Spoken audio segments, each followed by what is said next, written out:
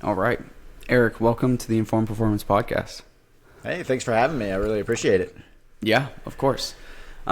So I think today we should just kick things started with just having you give a brief introduction to who you are, what you do, maybe kind of some of the experiences that led you to what you're doing today, and then we'll kick off the conversation afterwards.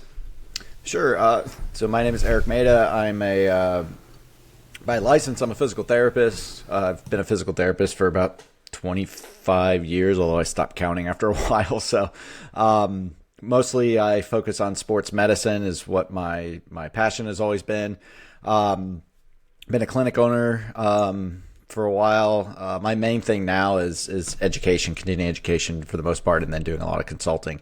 I like to say that, when you think of a physical therapist, I'm probably what I do is not what most people think of. I like to define what I do more as like an applied biomechanist, because most of what I'm looking at are, force production, more the kinetic side of things, specifically as an athlete's coming off of an injury. And so how are we tracking that, managing that, and then meeting those goals using objective data for the most part. So, through all of that, it's just more a matter of, I've been blogging and kind of publicly thinking about stuff for a long time. And this is why,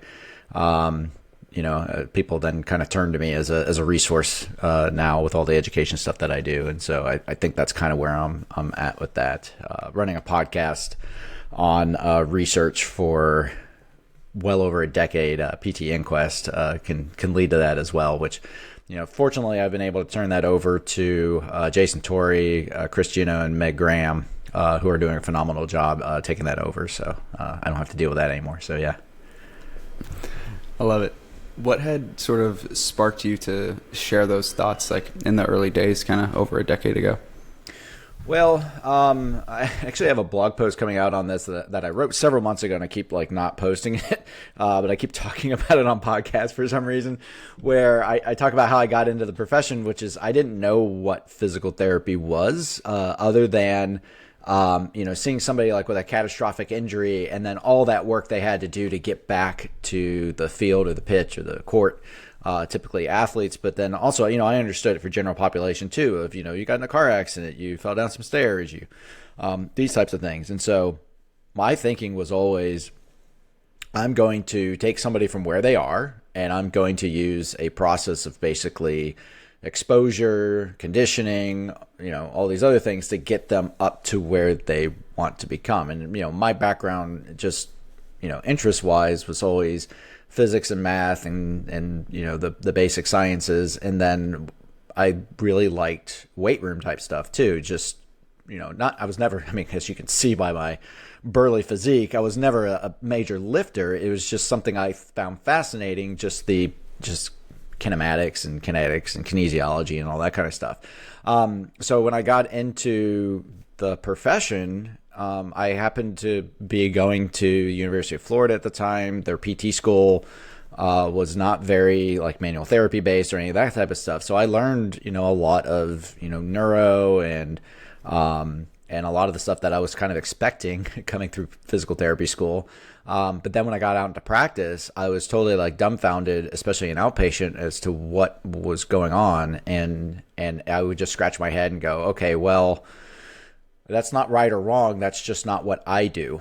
And that's not the profession that I want to, that's not the career I want to have. So I just was doing my own thing somewhat. And I got tired of basically having supervisors, employers and whatnot, trying to push me into certain, pathways that I didn't want to go into. And so I just got, after 2 years or so, I just got really frustrated with the world of physical therapy. And just opened my own practice first as a strength and conditioning facility for high level athletes, which, 2 years into practice, that pretty much was professional golfers, because they're all over the place. That doesn't mean tour professional. That just means people who golf for a living, which is quite a much larger subset of humans. And then started kind of, they would get injured for whatever reason, and then they would ask me to be their physical therapist as well. And I was like, well, okay, I guess I can start doing that. And then the reason I started kind of putting this out more publicly is I would look around and just be like, I'm kind of doing this thing that I wish somebody else had been doing when I was coming up. And so I'm just going to start thinking out loud publicly about, why am I over here doing this? Now, I had no boss or anything else that could put any sort of like leverage on me and tell me not to post things and whatever. And that's also why I started the podcast, was the same reason, was just to say, look, when I look at this literature, I see a lot of problems with it. And I'm just trying to, I'm kind of looking around going, am I crazy? Am I the only one like seeing these issues? And you know what? My friend J.W. Matheson was kind of agreeing with me. And so that's when we started the podcast and just started putting it out there. And the way we described it is, we're not trying to necessarily change anybody's mind or anything. We're just trying to plant a flag and say, hey, if you are thinking the way we are, we're over here having these conversations. If this isn't for you, then it's not for you. It's fine. We're not here to change anybody's thinking, change the world in any way. We're just trying to put a space for people like us to find an opportunity to have these conversations. And so between the podcast and the blog, I just started putting stuff out there, and it turned out that apparently there were a lot of people that were having some of these thoughts. It's a very interesting story, and something that I feel like is different, especially today. I mean, especially in terms of how much the profession has grown and things like that, where I think a lot of people try to put themselves out there in terms of sharing information and content. And it's cool to see kind of from a historical perspective, almost like how it started on your end. But yeah. I mean, I see people out a lot of times, they're putting stuff out there trying to like put things out that would be popular, I guess, and I didn't put any consideration into what people wanted. I just started talking out loud. I love that. So we are going to get into some topics around science and conversations around there. But sure. Before we get there, you had put something up on your Instagram story probably last week or something. And I just wanted to ask, what is it about the hip hop and classical music mashup that you like so much? So I have always geeked out on music in general. So I listen to lots of different kinds of music. But the foundations of Western music is Western classical music. And so I've taken a lot of like just side courses on like music theory and what makes, like when you say classical music, there's classical, little c classical, which is that kind of whole group, and then classical with a big C, which is just a certain period within classical music, which is, Haydn and Mozart are the main ones of those, as opposed to like Baroque, which is Bach and Vivaldi, and then later you get into the Romantics like Wagner and kind of Beethoven moving into that. But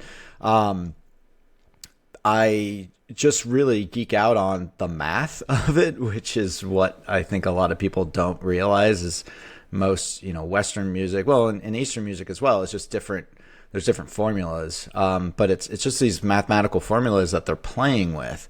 That's when you get to the really avant-garde stuff. There's really they're really just playing with math, like really like the jazz that nobody can listen to, for example, is just a lot of complex math basically being inverted on itself and like regress, and like they're just exploring different ways that the combinations go, because the scale is just it's basically a mathematical formula divided out. You have your 7 notes, and so you have basically it's divided by an octave. You've got 8 that it's divided across, and then how are you like jumping from one to another? That kind of thing. And so I also like hip hop. I work a lot in NBA spaces and a lot of hip hop there, but also grew up with it. And so when I hear hip hop, there's a lot of the same math going on there, but people don't realize it. I mean, it's with all Western music. It's not just specifically hip hop, but the math is there. And to hear somebody mash the math of hip hop with the math of classical music just really scratches an itch that otherwise you don't get. So yeah, I have a whole playlist that's just classical hip hop artists that use classical music in their songs, because I just think it's a really fascinating juxtaposition. Yeah, I really dig that. Coming from a music nerd myself, and like having enjoyed a lot of those sorts of things, I saw what you put out, and I had to get your take on it because I was pretty sure that it was going to be something mathematical or something scientific about it, but I enjoy that take for sure. So not to get too nerdy about it, but what you'll notice is most of those songs are from the Baroque period that are being used, and so the Baroque period, Bach and Vivaldi, it's very intricate, hence Baroque, that time period. But it's a lot of playing with scales and running through it. So it makes a great beat to it where there is no drum. It's just the music itself creates the beat and the rhythm. And Bach and Vivaldi are just personal favorites of mine. So it just happens to be that's also where the most rap artists seem to jump onto that. Yeah. Right on. So in terms of bringing things back a little bit more towards the field of rehab and science and those sorts of things, because like the goal, at least of this conversation from my end, is kind of this idea of bringing science to practice. That's like a common theme that you have throughout a lot of the things that you put out from both education as well as podcasts and those sorts of things. So I think we should probably jump off by defining, what science is first, and maybe, define who or what a scientist is as well. Yeah, so the big thing I like to point out to people is science is a process. It's actually could be defined as epistemology, so a way to acquire knowledge. So it's just a path or a process. It's a tool. There isn't like this. What does science say? It's like, that's not, it's like, what does a hammer say? Or did a hammer build this? It's like, no, it's a human using a tool. Okay. And so what science is a tool that allows you to try to separate as much, objective knowledge from subjective knowledge. And so, objective knowledge is things that are true in the world, regardless of point of reference. Whereas subjective knowledge would be what's true to an individual. I give the example of, I could ask whether or not the sun goes around the earth, and there are ways for us to determine that is objectively true. And you can take, 7 billion different people and have them all look at it, the same information. And it should be that we can all come to this agreement that this is what we see.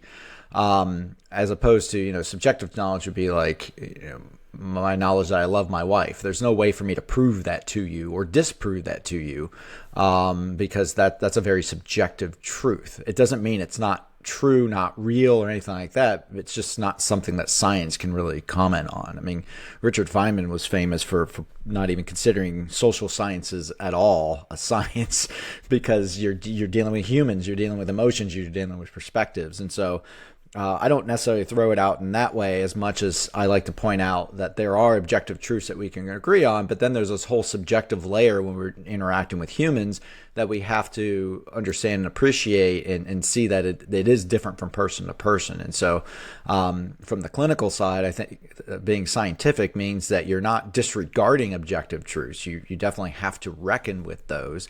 And those are your objective kind of benchmarks and foundations of what you're doing. And then how does that interface with the human that you're working with and their understanding of it and their reality of it? Because that's what's ultimately going to drive, where you are. The more you understand about things, the more you realize that, as far as objective truth is concerned, there's a couple key little foundational things. That's why I teach a lot of physics around it, because there's a certain amount of, if you have momentum and you're trying to change that momentum, you have to put a certain amount of impulse into the system. Where does that impulse come from? Well, it has to come from muscle contraction and manipulation of moment arms. And so there's a number of equations that will solve that and give you that answer, but they have to solve and give you that answer. Otherwise, you can't have a solution to that problem. And so that's a point outside of the person that can be kind of an objective reference for it. So that's really interesting. Do you feel that somebody who then therefore is quote unquote a scientist, similar to a person, you use the hammer analogy, is a scientist somebody who just uses the scientific method, just like somebody who like is maybe a carpenter is somebody who uses a hammer or something along those lines? Or do you feel like the term scientist holds like different meaning? Yeah, I mean, obviously a layperson thinks of a scientist as someone who works in a lab and X, Y, Z with that. But, my interpretation of a scientist is, somebody who's using the scientific method when appropriate, when able. Again, if I'm talking to my wife and I start trying to use a scientific argument to explain why I love her or how I love her, that's not going to work very well. That's not an appropriate application for that. But using a scientific method, you could call it critical thinking as well. It's just what is your process of kind of cleaving that off. And that's, I think one of the big benchmarks of science is this concept of falsifiability, meaning that you can only prove things you can only have certainty when proving something to be wrong or something to be untrue, I think is a better statement. You can't really prove something to be true, so you can't prove in the positive. So to prove that that an idea is true is so difficult as to just don't even worry about it. What you can do is just start cleaving off what is untrue. And usually you can have some certainty to that of saying, well, this clearly is not, I did this thing and it clearly didn't work. And I have good, strong, objective data that tells me it didn't work, because sometimes it is working and it just doesn't seem like it is, but your data is showing you otherwise. You can use that to show, okay, this is not working. Now, to see that something is progressing, for example, that doesn't mean what you're doing is working. You can't prove that it's working. You can prove that it's not stopping it. What you're doing could even be slowing down what's happening, for all you know. And so that's where, having that kind of orientation, I think, is really a very kind of scientific way of going at things. You'll hear scientists they'll say things like, well, I know it's not this. Is it that over there? Well, I don't know. I mean, the data it definitely supports that, but that doesn't mean it's the only thing that could explain it. It's the only thing we have left to explain it. That's usually about the strongest statement you're going to hear from a scientist as well. I can't explain any other way as of yet. Look at history of science, like Newtonian physics, classical mechanics, which is what we use for biomechanics, was actually updated by Albert Einstein's relativity. And it wasn't that the people before Einstein were wrong. They just didn't have a new theory that could explain things further. And so it's just a matter of, and Einstein famously said, no number of experiments can prove me to be right. Only one experiment can prove me to be wrong. And that's kind of how that orientation works, is you're just having a theory that keeps holding up because nothing is disproving it as you continue to attack it. That last comment kind of remind me of, I think it was a conversation you might have had either on a PT Inquest episode or something along those lines, on different levels of evidence, right? And like having these certain claims of, having some, like the classic, like all swans are white. Well, it just takes one black swan to disprove that theory, right? Correct. Yeah. Whereas like then we can have different quote unquote levels of evidence that may not necessarily have the same like weight on the scientific practice, right? So you can have a clinical commentary that may be able to actually quote unquote like disprove or show that a previously assumed theory is now actually incorrect. Yeah. A good example of this, in the physical therapy world is like therapeutic ultrasound. So where you like wave the wand over something, and it's been disproven for doing any of the things that we thought it would do. It can generate some heat below the skin, but that doesn't really turn into anything. And I mean, that's something you can test. Is there a temperature change? But the simple thing is, you can rub it on somebody with the machine on, and so all the lights are on, everything else, but then you can run it again where you've disconnected the crystal inside. But all the other lights, everything else works just the same. And so you can prove that it does not work. That's a real easy way to disprove it. So this is where the statement can be kind of weird here. Let me give you a counterexample. So a counterexample like e-stim. So e-stim, you put the little pads on somebody and you turn it on. Well, there's no way to have it not be sending a current and have them think that there is a current going. unless you do what they call sub-threshold, which is so light. And then the argument quickly is, well, you got to do more than that. You got to do enough that they can feel it. And so immediately you can't sham it. And so it's going to be harder to disprove that it works. You think the same thing with hands-on interventions, so like your manual therapy type things where you're pushing and poking and doing that with your hands. How can you do that and not actually and have the person think you're not doing it? They have done studies where they like anesthetize somebody, and well, yeah, it's not going to be quite as effective. And so then I can make the statement where I could say, even though it's disproven, ultrasound is more scientific than these other things because, as you said, kind of on that hierarchy of I can disprove it much cleaner because it states a statement that is easy to disprove if it wasn't true. When you get into your pseudosciences, that's where you have something that you can make the statement, but there's no way to disprove the statement. So if it was false, you would have no way of knowing it was false. And that's really true, as I just talked about, things that have huge subjective effects. What you can say is, well, I did this intervention and they felt better afterward. And that's a very true statement.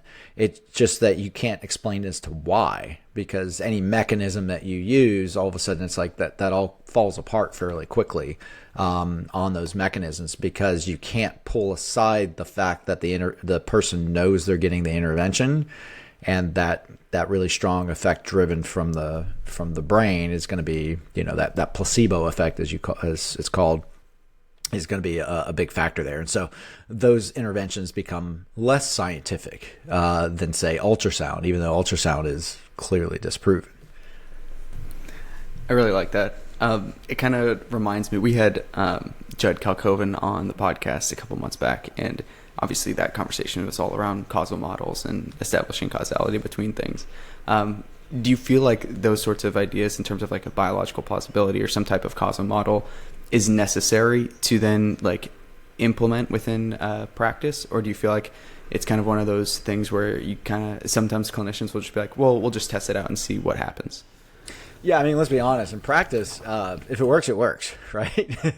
Who knows why? The problem is that that's not very scientific as to, think of the purpose of science, the reason. So why would we even care that we can identify objective truth? And well, so that we have a deeper understanding of reality. And by having a deeper understanding of reality, then we can actually manipulate things more effectively and intentionally, as opposed to just flinging crap against the wall and seeing what sticks. And so that's where, in order for you to kind of practice as a, intervening with a human in some way, do whatever, as long as you're getting the outcomes, great. But that doesn't mean that you're causal directly, meaning, or actually the better statement would be, it doesn't mean that the mechanism you think you're using is actually a thing that's working on somebody. So it could have just been that you gave them some smelling salts and they're actually, that got them amped up or whatever. Or it could have just been something that happened to them that morning that made that session go that much better.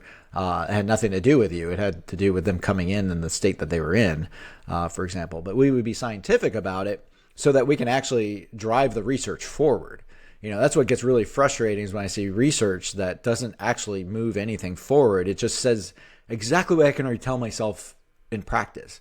Yeah, we did this versus doing that, and this was better. It's like, great. I could have done that, in practice of, well, I do this on some patients, I do that on other patients. I notice that this over here seems to work better. Great, but that doesn't explain as to why. It could be, well, I put my hands on somebody in this case, and on this other case, I didn't touch them. Well, humans are social creatures. They like being touched.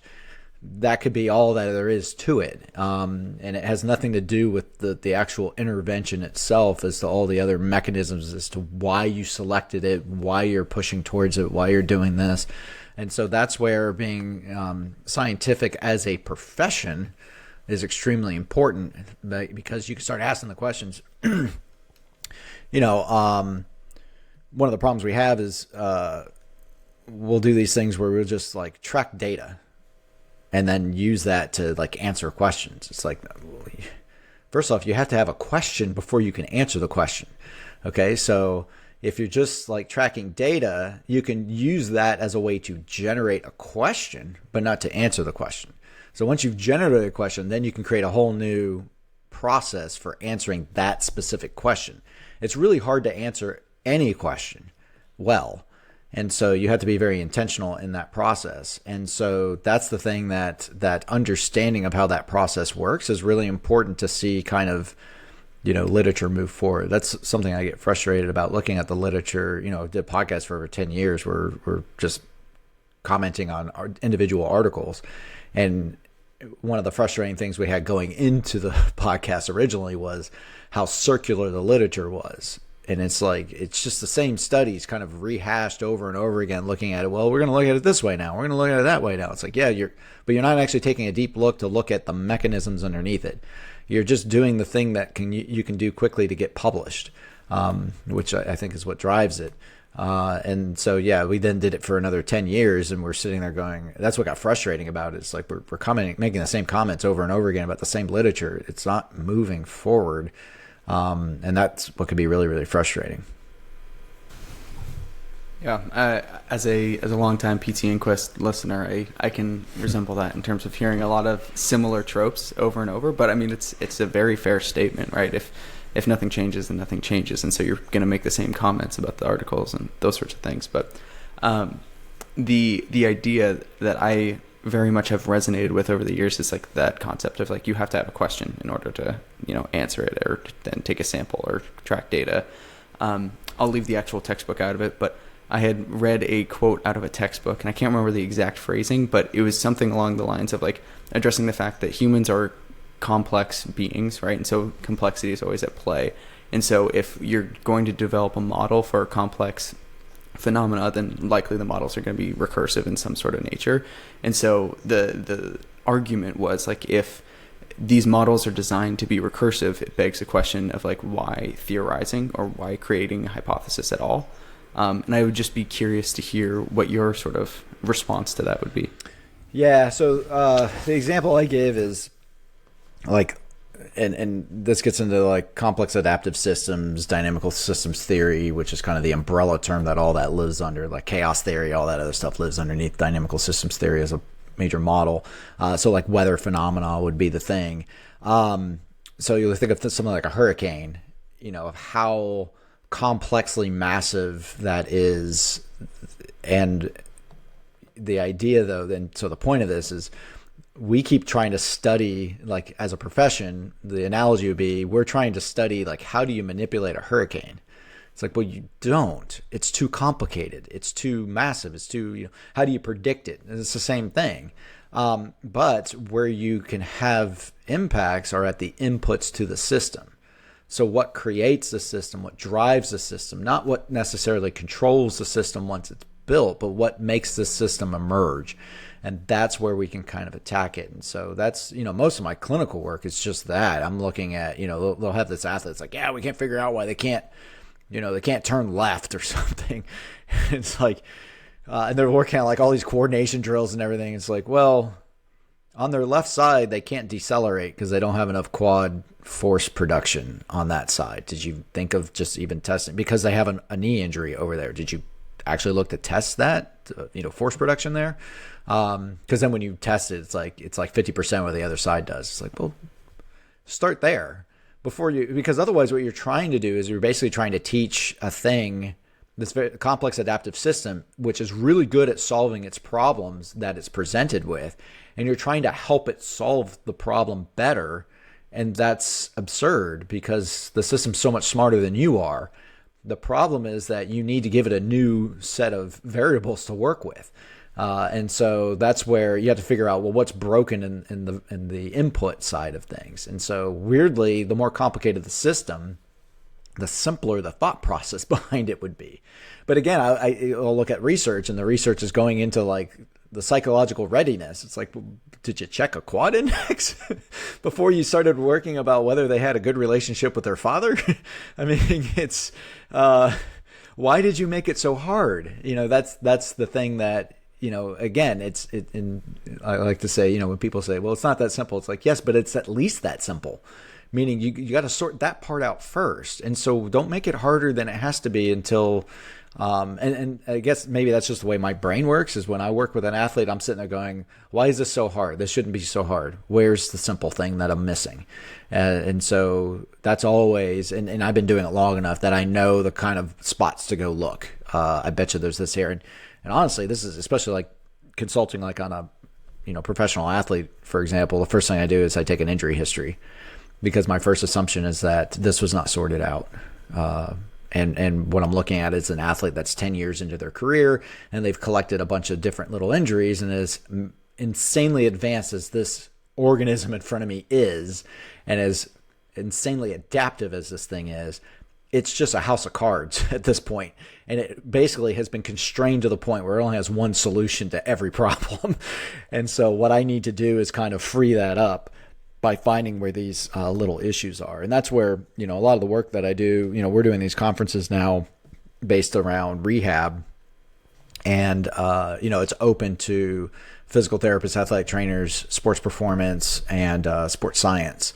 Because that's a conversation we all can be having around an athlete returning to sport. It's not focused on like acute management. It's not focused on performance. It's focused on an individual who is trying to get back to performance. And so, assessing whether somebody has force production out of a particular muscle, that's well in the scope of an athletic trainer, a physical therapist, a strength coach, sports scientist, you name it. And it's all kind of the same language and the same thing that can be kind of sorted. It's just at what level are we interfacing with them. But again, it's it's like, I look at a lot of like single joint testing. That's what I do tons of. And everybody else is talking about force plates. It's like, well, force plates are great, but you can't start at the force plate. You're looking at the actual interface with the ground at that point.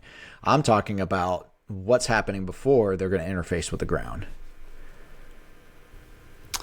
I think that brings up an interesting topic, at least just before the force plates, in terms of using the conference as a welcoming strategy for multiple different professions, right? I think oftentimes people, or like physical therapists especially, just given that's the field that I'm currently in, tend to get protective over their field. And they tend to just sort of say, well, we're different from a different profession like strength and conditioning or like sports science because we deal with like rehab. But kind of as you sort of laid out, you're just assessing the basic qualities that are like necessary for a sport or necessary for a terminal task, and then developing a plan to move forward. Do you feel like sometimes that I don't know, like gatekeeping or guarding is necessary from a rehab standpoint, or do you feel like a lot of times it's kind of not really all that necessary? Yeah, so there's a couple problems that can be at play there. Again, humans are going to human. So I think a lot of this is, inferiority complex. I think it plays in a lot. I think a lot of physical therapists, they get, an abusive, somebody who's been abused is somebody who will abuse. And so, you get abused by hierarchy structure of physicians kind of beating them down or surgeons beating them down. So then they got to turn around and say, who can I beat down? And who can I find like a person to be smarter than or more superior than in some way? And it's not, my interaction with surgeons don't go like that at all. Because it's like, well, you do what you do and I do what I do. I'm not going to tell you how to do surgery, but, I'm always self-deprecating and always trying to look at what I can do better. And so when I look at, if I see a surgeon like feeling like they have to control like all the protocols, for example, I then look at the physical therapist that they're working with. I'm like, oh, I get it. This physical therapist isn't taking charge of any of this kind of stuff. They're really concerned about what they're doing with their hands for some reason.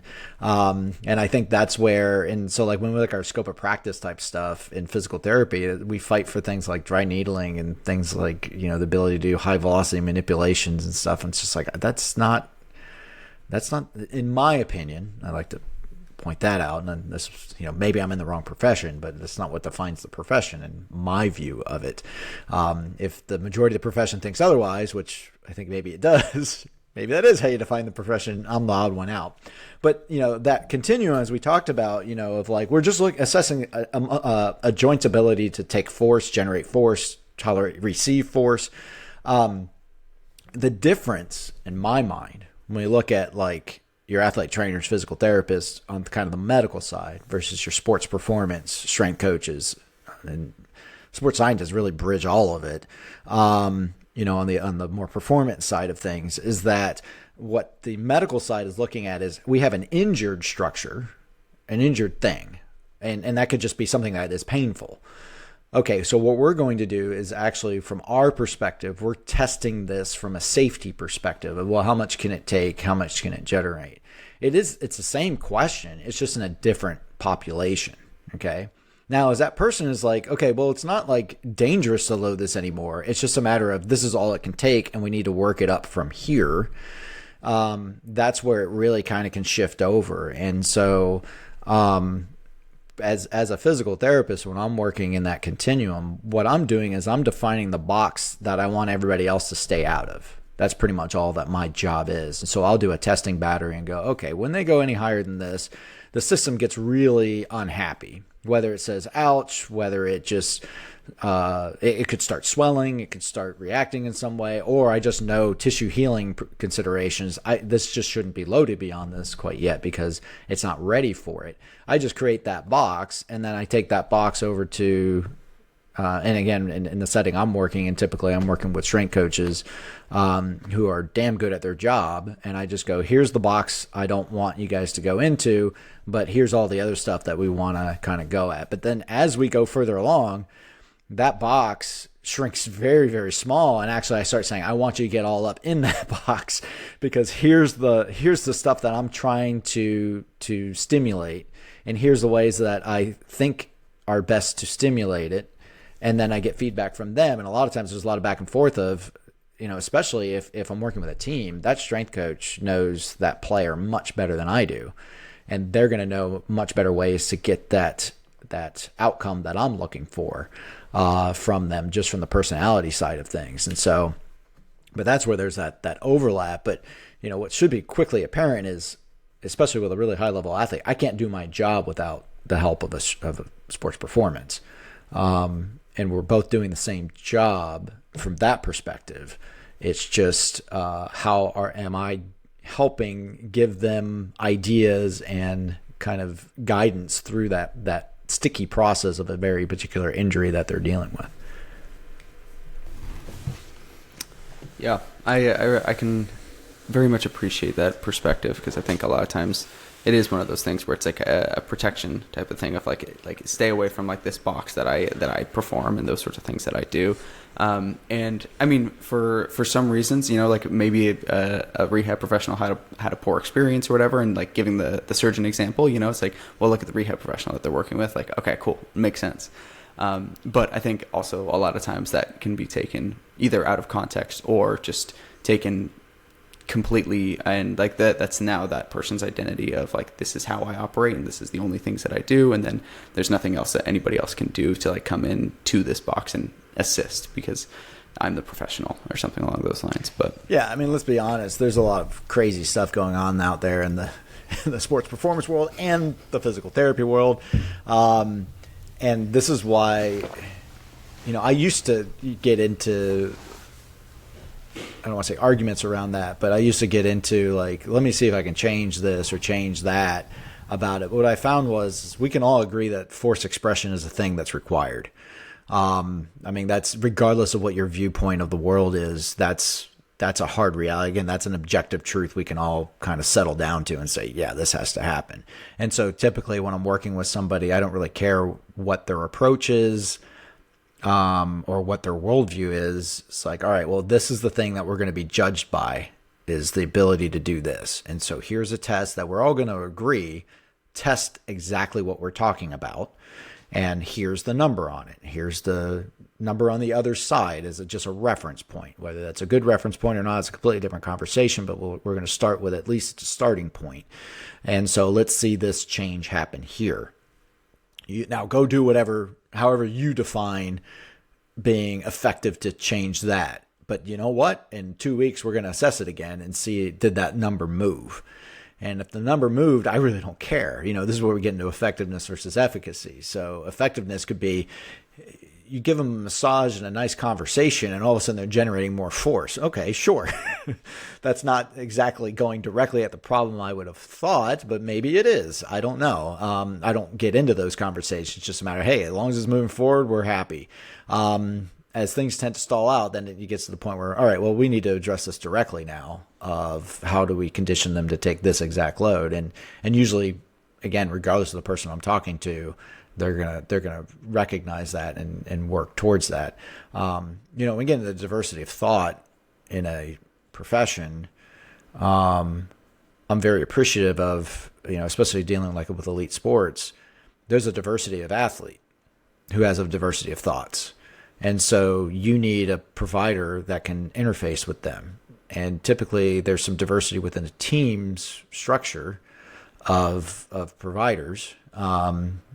Whether it could be that it's, you have a lot of different strength coaches, a lot of different physical therapists, or it could just be you have a strength coach, you have a physical therapist, you have an athletic trainer, you have a director, and every one of them has a little different kind of view of things. And so it's like, okay, well, certain athletes are going to interface better with this provider. Other athletes are going to interface better with that provider because of their background, their belief structure. It could be their culture, their race, their gender, any of these different reasons. And so it's like, all right, well, they're going to be the point person for this person. But at the end of the day, we're going to look at, can they generate force or can they receive force? And so do whatever you do to get this person to get better at this thing. And sometimes it's a matter of getting the provider to understand this is the intervention that needs to get done because it's directly going to change this number or directly practice on changing this number. But you get them to do this however you get them to do this, however you want to explain it or whatever from that. That's where I feel all those kind of varying viewpoints, we can take advantage of them potentially. I think we'll shift gears a little bit, just in terms of talking about. I think we've been circling around this idea of basic science and scientific principles of rehabilitation, but kind of being a little bit more direct here. What do you think some of the basic attributes of science, however you interpret it, that you think are commonly kind of missing in a clinical setting or by clinicians practicing rehab, physical therapy, performance, you name it? I would say the ability to generate an alternative hypothesis. And so what I mean by that is when you do something, you get an outcome. Now, whether you caused it or not, whatever. But whatever happened, your brain is going to generate a hypothesis as to why it happened. So what is the cause of it? And so what we tend to do is we tend to wrap our identity around that hypothesis, or we wrap our hypothesis around our identity. So it's like, well, of course this is what caused it because this is what I do. This is who I am. I'm a this kind of provider. And so then that makes it really hard for you to entertain any other ideas as to why that may have been caused, because it becomes like a personal attack because you kind of wrap your own identity around it. So what I recommend people to do is, and what I think we're really bad at, is you do an intervention and it works. Take a moment to step back and say, what are all the ways what are all the potential causes for why this happened? And try to be creative there and make up like crazy stuff. I'll tell you, a lot of there's some things like some predictions that we've come across that made no sense when we were putting it together, other than it made a lot of logical sense, but it didn't make any intuitive sense. But then once we followed the logic and then tested it, it's like, oh, that really is a better explanation, even though it's kind of crazy. This was our looking at like somebody coming off an ACL reconstruction. The difficulty with change of direction, you would think it's the coordination of planting and pivoting and all of that. But what we actually found was, my light just went out. What we actually found was it's the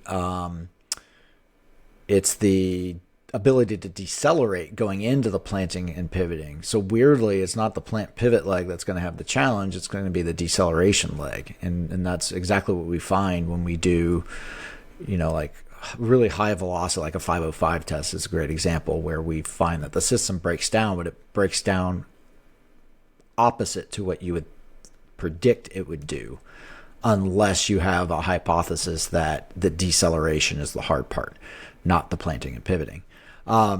But that's the thing, is you have to start entertaining, because I mean, just think about that. That's like verboten to the idea that planting and pivoting isn't the problem. I mean, of course, planting and pivoting is a problem. That's where they tear their ACLs, on the plant and pivot. But when you actually follow kind of building some of this stuff out, you're like, oh, but that's not the high load task. The deceleration is a high load task. So let's unpack that a little bit more, and we find, oh, also that requires a lot of isolated quad force production. That's way higher than anything they experience in the weight room. So that could be where that's the only time that they're getting that kind of load. And if it comes out of nowhere and they haven't practiced it, that's where, something will break down. But the ability to step back and say, I'm going to think of all the different ways that could be driving this, or could have caused this change or this outcome that I'm seeing. The other thing that does is that if you think of all the possible ideas there, all the possible causes, then when you get more evidence, against something, you'll be able to drop it faster and switch to a different one, because you generated all of them. So your identity is in all of them. So you're expecting to have to refute some of these. They can't all be true. Okay, well, now you're going to be a lot easier to drop those ideas. And I think that's what's really, really important. And so it gets around identity, where I think providers, clinicians, coaches have a hard time with being so stuck on their causal explanations, and they can't entertain other causations. That really kind of holds them up. Yeah, I really appreciate that. And so I had taken your hip and knee course recently online, and there was a similar process that you had kind of shared there. And one of the mentions was, again, it's like it becomes a less attackable identity process, or like issue, because then it's like, okay, cool, I already thought of that. And it's funny, I had almost approached it from, like when I was in school, like I had approached it from almost an exact opposite perspective, but had the same like endpoint of like, okay, instead of what like am I thinking, I just like created different archetypes in my head. And so I would be like, okay, how would Erik Meira approach this situation, right? And then it's like, okay, cool, if I have evidence of something else, well, it's like, okay, cool, well, that's not my idea. Erik's the idiot, not me, Exactly. And so then I'm like, okay, cool, move on, whatever the next thing is, let's go. Because it, at least for me, it was helpful, because I, like as a student and all those sorts of things, for a while, I didn't have the confidence to say this is what I think it is, because I didn't have the reps. I didn't have the experience. I could talk about some of the evidence, but not a lot of it. And so I was just sort of like, well, I can kind of theorize what somebody else would think. And so then if that's helpful or not, then I can either adopt it or then throw it away. Well, this gets into, again, how esoteric do you want to get, but using a many world, I actually wrote a blog post about this, using many worlds approach to science. And actually there's some interesting, over in the like quantum physics and theoretical physics world, where they're talking about this may actually be what is actual reality, is this many worlds view of things. And so you basically generate all these different hypotheses, and then what you're asking is, do I live in a world where this hypothesis is still possible? And so what you're trying to do is figure out what world you live in, what world you're existing in. And so, because there is a world where this other hypothesis is the one that's true. And so what you're trying to determine is, what world do you live in? So it's just again, it depends on how your brain works, but it's just a different way of coming at the same, coming at ideas. It's like, well, I'm not even saying that it's right or wrong. I'm just saying, what world do I live in? Well, I don't live in a world where this is true. And when you talk to like theoretical physics, they're like, yeah, well, what makes sense is like the physics that we see here in this world are because the laws are set up in this way, but there's probably another universe where the laws are different. And so gravity would act differently, light would travel differently, et cetera, et cetera. And so it's going to create all sorts of different causations. And so it really, even, when we talk about objective truth, like we were just talking about earlier, it's objective truth for this universe. But that's what that's one way you can kind of go at it, is just be like, and weirdly that works for some people where they're just like, oh, I don't even have to worry about whether it's true or not. I just have to figure out what existence am I in. It's like, well, it'd be nice if that was true, but that's not the reality of this world. But that's also that's a thing that's stated of like, getting into like politics and stuff like that of, well, this would be an ideal world, but that's not the world I live in. So how do I figure out what's going to work best and stop imagining this idealized world that doesn't exist, but the world that actually does exist? How am I going to interface with that? So it's an interesting kind of way to get at critical thinking. Yeah, I really appreciate that. Bringing things back a little bit more towards like a specific rehab lens. Yeah, because I'll shoot off on tangents. Yeah. you gotta rein me in. I'll tell you that now. I'm the same way. So we'll try. I'll try and be the responsible one. But okay. So again, during the course that you had sort of hosted through like your website, you gave a really interesting example about like machine learning and how when it was trying to identify the difference between like a husky or a wolf, it was really identifying something else like entirely. I won't steal the thunder, but could you maybe like talk about that a little bit, and then maybe give an example of some of that, how that kind of thinking and those sorts of processes are relevant within rehab or physical therapy? Yeah, so I think and so that online course is going to get updated this year, because I kind of expanded, because I get a lot of questions around that machine learning stuff, especially since AI has become a more popular thing now. It's like, well, I've been talking about, well, first off, these are large language models, what we see right now in AI, that everybody calls AI. And it's like, man, it's just a way it's kind of working through language history. But that example there is supervised learning, where you're teaching. You're basically giving information and trying to teach it this information. And so that example, not to steal the thunder, it's fine. It's a study where they were teaching a bit of software with supervised learning how to differentiate between pictures of husky dogs and pictures of wolves. And so they're showing, they're scanning pictures in and saying, this is a husky, this is a wolf, this is a husky, this is a wolf. And then they let it figure out its own like process, and then they send pictures through it, and the thing is right like 80 to 90% of the time. It can tell the difference between a husky and a wolf. But then there are ones that it gets wrong. And so, and when I show it in the course, I can show a couple ones where it's like, clearly this is wrong, and how did it mess this up? And so with these systems, this is something to also take home, is you can't look at the code that it wrote, because it's writing trillions of lines of code, because that's how complicated it is to do tasks. It takes lots and lots of code.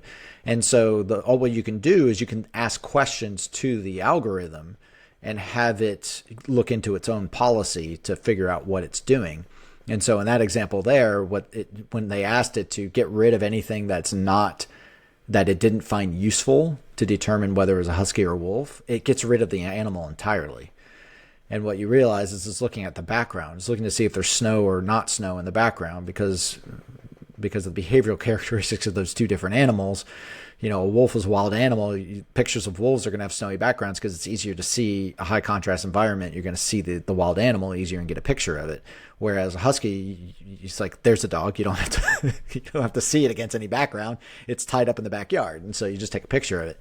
And so we laugh about haha, stupid algorithm, it messed up. It's like, no, actually it did something very smart. You think you asked it to tell the difference between huskies and wolves. You didn't. What you asked it to do was tell the difference between a picture of a husky and a picture of a wolf. And the easiest way to do that is look at the background. It was really efficient at solving that problem, because it's way smarter than you are. It has way more processing power. But we see this in like rehab in particular, where, I give the example of like, you're harping on somebody to, squat even after an ACL reconstruction. That's a classic example, because they're always trying to do an interlimb compensation where they're shifting the weight off of that surgical side. And you're yelling at them to get even. You're putting them on scales. You're doing all these creative things to force them to squat in a way that's going to use that leg more. And they will do exactly what you ask them to do, and they will sort that out. But, the quad loading, which you think you're getting, is still being shielded because they just don't have the quadricep. And so the outcome of they squat prettier, they squat even, but they're not squatting normal. They just look like they're squatting normal. We see it with hop testing as well. You teach them to hop better and you think you've solved the underlying problem. And so this is an example, much like the AI situation, where you thought you taught it one thing, but because your measure, your outcome is very specific to this task, what you actually taught it to do was figure out how to solve this task as efficiently as possible with the constraints that it currently has. You're not solving the constraints, which is our first priority, as we talked about before. And so that's where, that's an example of supervised learning not solving a problem the way you would think. And this is why in the machine learning world, they use reinforcement learning, which is how animals learn, which is a better way to teach. But again, you're still dealing with the problem of, let me back up a little bit. Reinforcement learning is how the animal is learning. That's how the human is learning. You may be using a supervised strategy, but it's going for whatever is reinforcing, whatever strategy gets reinforced is what's going to go for. And the system is creating its own reinforcement, so to speak. And that's where I can teach all that stuff. But for a physical therapist, 9 times out of 10 or 99 times out of 100, don't worry about it. They don't have the capacity to do the thing you want it to do. That's the issue. Solve the capacity problem first, and then you can sort it. Now, when you get into performance world, I think that stuff matters a whole lot more, of how you're setting up environments, how you're driving strategies that you want. But even that is more of a performance world than it is like more your classic strength and conditioning world. You see, we start splitting hairs here, because my argument is for the weight room, build up capacities to do work, and then let the organism figure out its strategies to optimize those capacities in task. Now, if you want to change those tasks and drive those tasks, that's where reinforcement learning comes in. But that's very, very complicated, and that's very, very like skill. Like, I really want a very specific strategy here, and where I don't like getting into those spaces, because I have a hard time determining whether a strategy is optimal for that one particular organism, as opposed to that organism figuring out its own optimal strategy. Because I've seen some athletes that are freaking amazing, and the things that they select are nothing I would have picked, nothing I would have thought would have been a good idea. But the way they're able to do it actually makes them that much better than everybody else, because that's what makes them special, is that they can use strategies that nobody else can. And so me trying to drive a strategy and act like I know what's best, that gets real iffy in my mind. Yeah. And it's even like almost like a cognitive reasoning error, where like, it's like, okay, cool, this person is like one of the best athletes possible. They literally do not move like everybody else, because they're one of the best athletes in the world. Like, so let's make them move like everybody else. It's like, why are you trying to make them move like them? Yeah, it's interesting. But regardless, Erik, I want to be conscious of your time. I have one last question that kind of surrounds, I think, a lot of what the listeners may be kind of thinking about at the moment in terms of this thought process, like kind of somebody saying, well, this is all great, but I work in elite sport. I'm constantly either on the road or in suboptimal areas. I can't realistically control for a lot of the variables that we're talking about today. In your perspective, maybe we lean into the performance side of things, kind of like what you were saying before. How can somebody really, in this elite setting where there are a lot of suboptimal like time frames and like areas and those sorts of things, like how can they still practice in a more quote unquote scientific manner?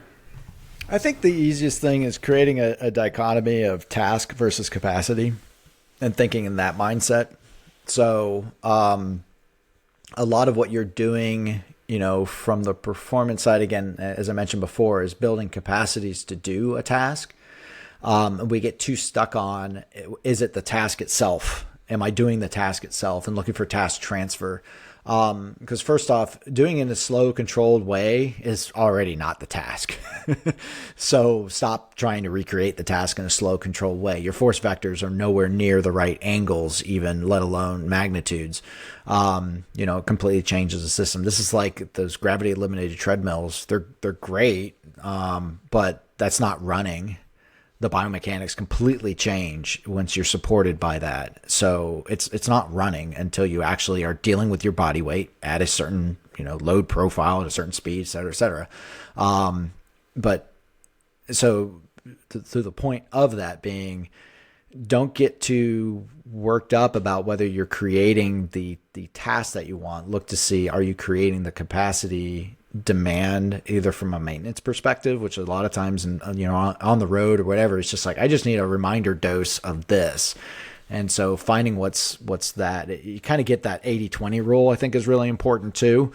And that's, I see it really bad in the physical therapy world, but I see it in the performance world as well, where you get in this mindset of like the perfect workout, and it's all these things, and there's like 20 different things you're trying to get them to do.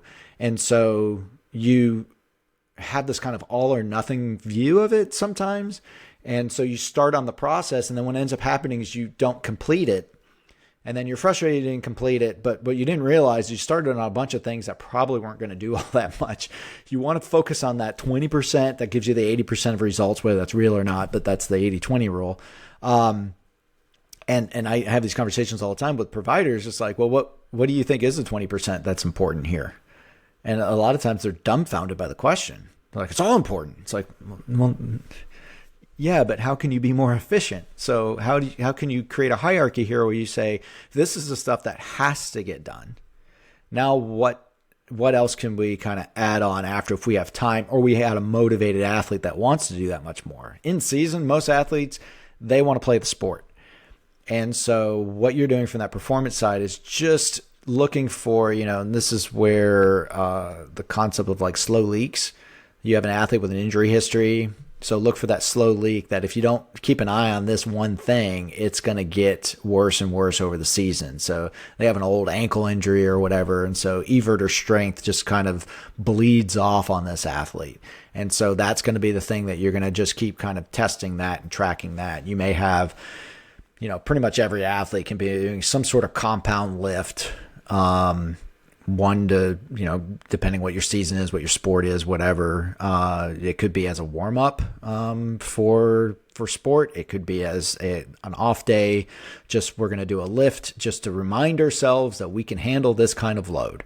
And that's really all we're doing, from the maintenance perspective. And then that's where you're working like with rehab to say, but they're starting to have a hard time with this. And counter movement jump tracking is a classic one of that. You see, well, counter movement jump starting to get crazy on the, I'm not even going to try to explain why, but it's looking really weird now.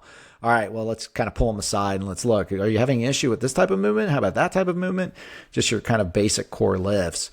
And that's really all you're doing is just trying to track those kind of slow leaks. And so I think, on the road, busy, get a little cheap, like a 10 deck or some small, load cell product where you can just measure force quick and dirty on the road. Don't get too precious about how perfect you are, especially at the beginning. Just start doing some quick, dirty assessments, and then focus on those things that you really need to kind of focus on for that athlete. And if you can't answer the question of what can you, if you had to cut 80% of your program, what would you leave? If you're dumbfounded by that, you've got a problem. You should be able to take a step back and go, okay, these are the couple things that I would do if I could only do one or two things.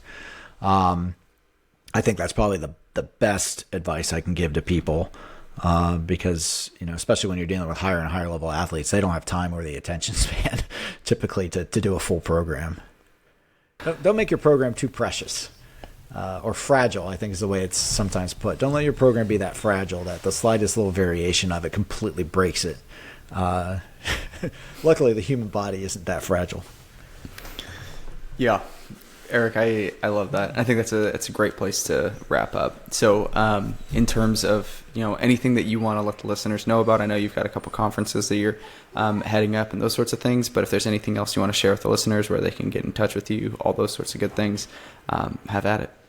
Yeah, so on the sciencept.com is where most of my stuff lives. I need to put some sort of link over there to these conferences. So if you go to eliterehabconferences.com, you'll see the links to the 2 conferences we have right now. We're expanding to other sports. So we have hockey coming up in June, and registration, by the time this gets posted, registration should be up for that one. That's going to be in Colorado Springs at Colorado College. Got a bunch of NHL and NCAA presenters on elite hockey, and that's all they're going to talk about. And we're talking, as I mentioned, we're talking about rehab, getting somebody back to high performance after an injury. Anywhere in that continuum, those are the conversations that are going to be had around that. And we do a nice networking event in the evening for that as well, where people get to kind of hang out, have some drinks, have a little bit of food. We're going to do that at the hockey arena at Colorado College, a brand new facility, is really, really nice. And then the other one is Elite Basketball Conference, which we do during Summer League in Las Vegas for the NBA. So we have a bunch of NBA, NCAA presenters for that as well. And then big networking event there in Las Vegas. We do it all at UNLV. And we're going to have posters this year. So Matt Jordan and Rich Willey are our research chairs for this year. So they're going to be reviewing posters. We're going to put them up at the networking event. We're going to have, everybody's going to get kind of interviewed at the networking event. So as far as all the researchers, let them talk about their research. And then hopefully we'll give them a nice award that they would be embarrassed to carry onto an aircraft home. That's kind of the plan for that. But yeah, it's a lot of fun. Everybody who went last year had a really good time. And yeah, it's just, again, an opportunity to talk about a sport, and not all sports, but let's talk about the high levels of this sport. And the reason I started putting on these conferences was just people coming to me within these fields of, they're like, we go to these conferences and nobody's talking about what we talk about. Nobody's talking about these conversations of elite. They're talking about, what the audience wants to hear. You go to CSM, for example, for physical therapists, combined sections meeting, and it's a lot of, general population, which is what 90% of the providers are seeing. And so we created this niche, and it's very well attended. So we sold out last year in 6 hours for the basketball one. We then expanded it to be larger. So it is larger. It did sell out again, but it took more than 6 hours for the larger one. We're going a little bit larger this year. Hopefully it won't sell out, because selling out means that we're getting close to our space capacities. So, but it probably will. We're hoping to expand it for soccer and football in 2025, but we're having some logistical issues around those 2 sports right now. It has to do with how the seasons lay out between college and pro. Football, not such a big issue other than location, trying to do that around the combine potentially for NFL. But yeah, this should be fun events, and again, talking across all disciplines, and having better conversations around that. So yeah. Awesome. Well, all of those sound very exciting, and I'm sure for any kind of professional that's in those spaces, it'll be a must attend. But Erik, thank you so much for coming on the show. I really appreciate it, and I think this will be very valuable to the listeners. Great. Thanks for having me. I appreciate it. Yeah, no problem.